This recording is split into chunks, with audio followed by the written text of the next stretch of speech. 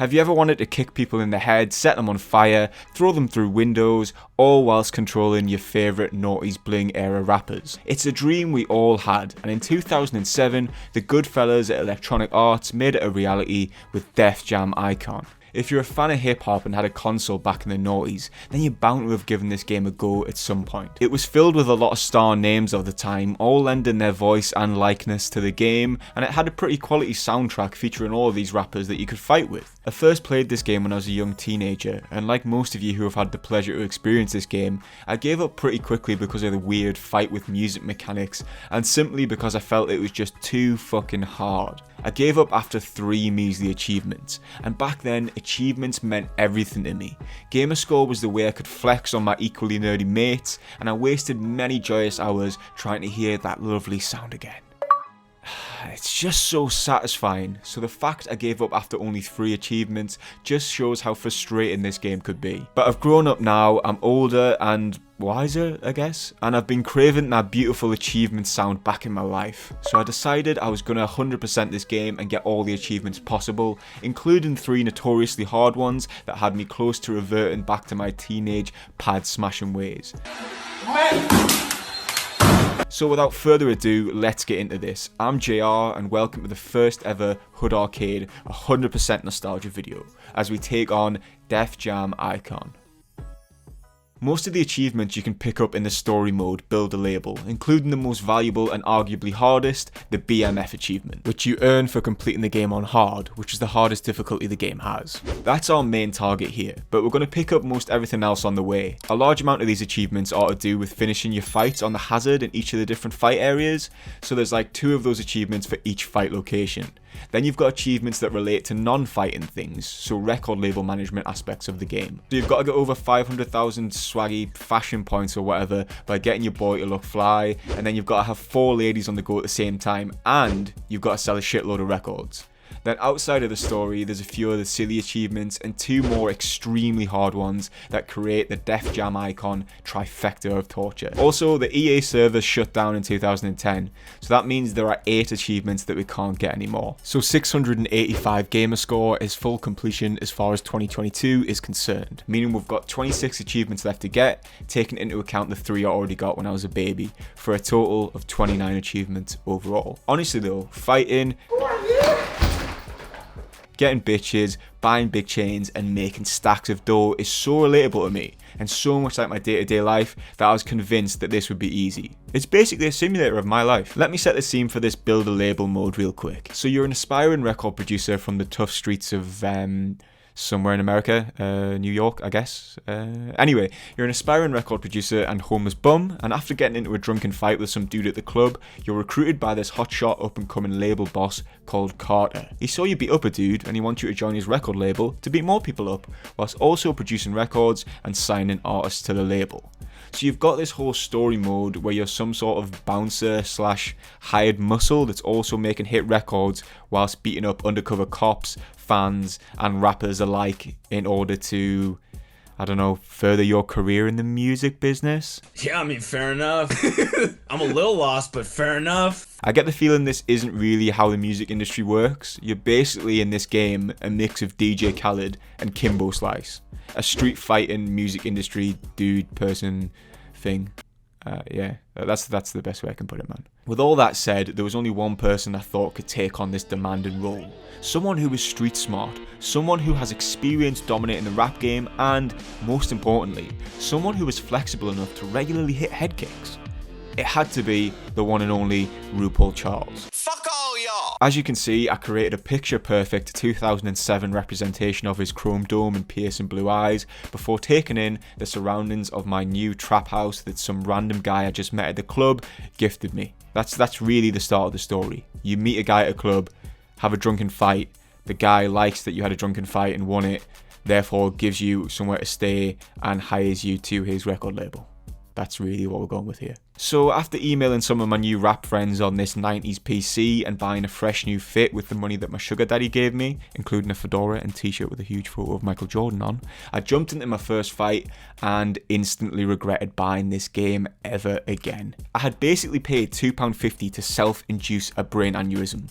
The constantly changing colours, horrible camera angles and weird filters, and the fact I had no fucking clue how to fight was stressing me the fuck out, man, and subsequently scaring my girl as well. Basically, the mechanics revolve around this whole using music to fight thing. So you pick a track and your opponent has a track too, and when the bass hits, hazards in the arena start moving and they do more damage than any of your strikes. You can use your hands to like pretend to DJ and then take the track back to the bassy hook and hit your opponent with it when they're in front of the hazard. And at hard difficulty, these dudes essentially block and reverse all of your basic kicks and punches, so you've got to prioritize these throws and learning the DJ shit real quick too. The only chance you've got at winning these fights is by using the 10-second boost of speed and power you get after changing back to your track to kick your opponent into a hazard, then hit him with a bass. Or you've got to time your grabs and throw them into shit. Sometimes you can pull off these directional attacks here without the speed boost, but more often than not they just get reversed as well. You can reverse some of your opponent's moves on hard difficulty, but timing has to be spot on. Obviously I didn't know any of this at first, so it legit took me an hour to win my first fight. This was going to be a long playthrough, boys. After grinding through rematch after rematch whilst picking up some sweet hazard related achievements on the way, let me hear that sound one more time please. Amazing. I eventually got into some sort of rhythm where I only had to do rematches 2 or 3 times to actually win the fight, rather than the 10 rematches and giving myself Chinese burns after agonisingly close losses that had become the norm. All around me are familiar faces. Honestly, when you get the hang of the mechanics, it's not too bad, but hard difficulty really isn't fun. You can only use these directional attacks with the right stick, and the rest of the button-based strikes are basically dead, so you end up stood trying to time these grabs whilst getting fucked up with 5-hit combos from these monster AIs. But what's worse, right? When you're rematching, you end up hearing these same tracks again and again and again, and you end up associating them with getting hit around like a fucking pinball all over the place. This game made me hate so many noughties hip hop tracks, man. I get PTSD from hearing Get Low by Lil Jon. It sends me into a Hulk like rage, bro, honestly. Get crunk, bitch! Nah, you get crunk, bitch.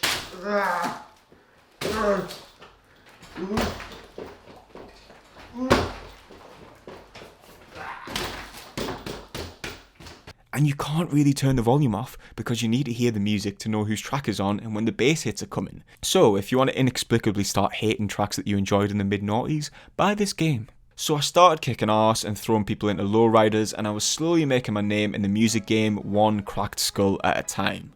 I signed Ludacris and produced his first track, throwing some money at it with no real strategy at all. I then signed another dude called Mike Jones. I'd never listened to this guy back in the day, but it was a choice between him and this Paul Wall dude, who I vaguely remember being a bit annoying and shouting on about his grills a lot.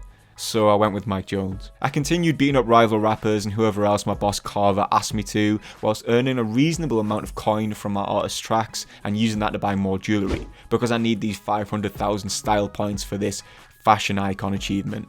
And bling equals style points and ladies. After I beat up Little John, that performance and my growing haul of bling attracted my first girlfriend. So that's 1 in the bag and 4 to go to get this ladies man achievement. We've got the money coming in as well, we've got the girls, we've got the swag, so all those achievements are coming on quite well. Then my boy Carter gets in some beef with this rival record label dude called Troy Dollar. Thus, the cycle continues. Committing attempted murder, signing artists, investing in jewellery, becoming a pimp, all from this lovely squat of mine. I'd earned over $1 million at this point and I was still living in this dump of a trap house. However, the hazard-based achievements were still coming in steady, and after I got one for throwing this dude down a lift shaft, I eventually moved into this sick new penthouse with a sick new laptop. At the same time, I just signed Ghostface Killah of Wu-Tang Clan and dropped $400,000 on promoting his upcoming single. Little did I know, this was going to be the single best business decision anyone had ever made, ever. After a tough day of beating up a fella fedora wearing camo enthusiast and killing him with a broken light rig on a TV studio for another hazard achievement, I went back to my penthouse to find out I'd unlocked the Kaching Bling achievement, meaning one of my artist's singles had went multi-platinum. I didn't think too much of it until I checked my bank balance. This random Ghostface Killah single that I'd invested $400,000 in had sold over 46 million units, earning me $105 million. Oh my god! Wow! I've got no idea how likely this is to happen in the game, but suddenly money was not an issue. Just to put things in perspective, $105 million is enough to buy everything in the game. In fact, it's enough to buy everything in the game like 5 times over. So buying everything is exactly what I did. See, you don't need to be wearing the jewellery for your style points to go up. So buying all of it guaranteed I get the fashion icon achievement for having over 500,000 points. I've got no idea how the points are calculated, but by literally having all the jewellery, I was sound. But just in case, I got Rue a brand new fit as well, complete with a swaggy flower hat and some new Jordan 3s. Also, having virtually infinite money meant I could buy my girlfriends everything they asked for, and I'd attract a couple more with my new bling for the ladies man achievement. Honestly man, these girls are asking for money constantly, and so the rappers. In my emails, all it is can I have this, can I have this? But now I've got infinite coin, I'm really not bothered man, I'm do what I want now. So I cracked on with a couple more fights. Obviously this new fit got me some more ladies. You're not a Libra, are you? The way I saw you handle yourself out there, I can see you've got a lot of balance. Yo, baby, I don't really subscribe to all that astrology stuff.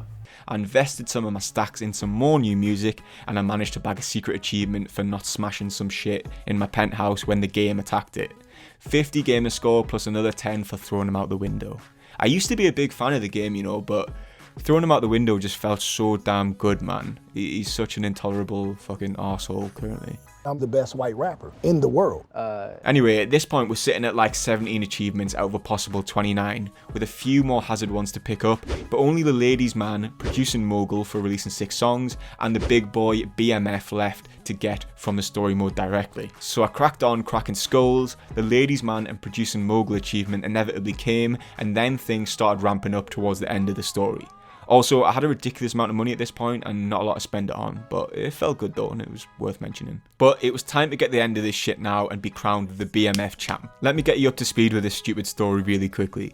This other record label owner is working with a couple of dirty cops, but he's not really, because it's the crooked senator and the cops working together to kill off all the big names in the hip hop game because they hate the culture and all that shit. They wanted us to kill each other. Now they've framed Rue for killing these 2 big label bosses, including my own boy Carter, and one of my girls was in on it, and she tried to kill me by shooting me in the head. So I'm out on my arse again with no home and only one friend left in the world. For some reason, it's Method Man playing some random dude.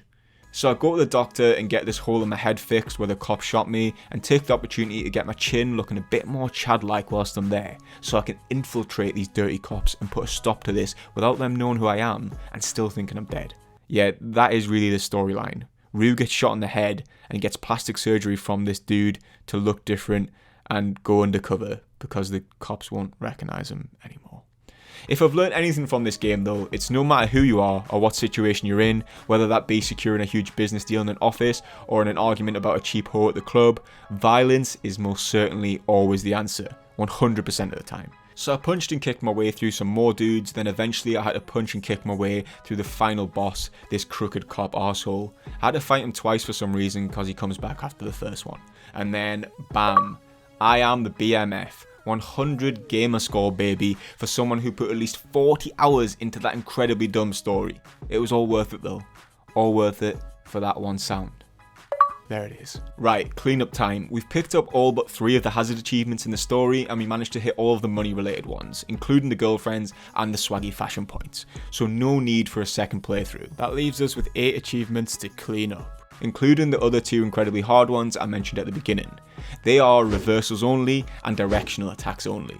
It's exactly what it says on the tin. You have to win on hard using reversals only, and same with directional spinny kicks only, on a game mode that you can't use the DJ controls, but the hazard damage is increased. So I took a run at the reversals first. In fact, I took a run at this mid-story, but just don't worry about all that.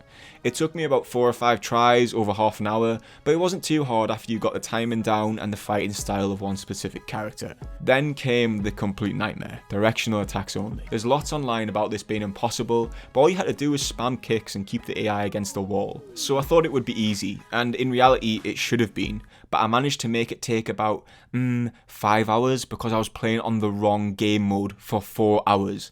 Honestly, man. So I don't know how stupid I could have been. So I jumped into the right game mode the next day, the one where you couldn't use the silly DJ arm shit, and I proceeded to kick T.I.'s teeth in and set him on fire until I was rewarded with a beautiful 50 G's. I quickly picked up the remaining 3 hazard achievements before turning to the coolest CD I own, Master P's 4-time platinum selling album, MP De Last Don, in order to pick up this achievement where you have to make a playlist and play it.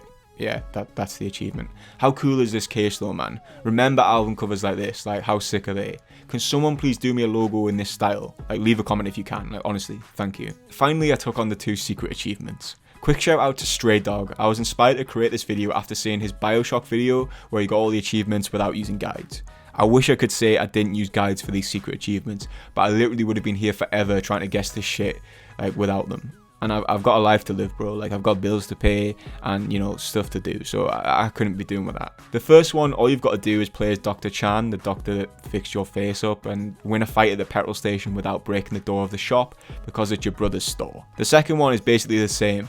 You play as Troy Dollar, the rival record label owner, and win a game in his office without breaking his trophy cabinet. Bam! That's 50 gamer score each, 685 gamer score altogether, 29 achievements, and the game completed. Def Jam Icon becomes the first game inducted into the Hood Arcade's 100% Nostalgia Club. I'm actually worn out from fighting all these noughties rappers, bro. Thank you so much for watching this first ever episode of the Hood Arcade. Hit like, hit subscribe, and try and get our channel out there more. I'm going to be doing more content real soon. Next, it's 50 Cent, Blood on the Sand. So if you want to see me play that and the more stupid shit that comes with it, tune in, hit subscribe. Thank you so much.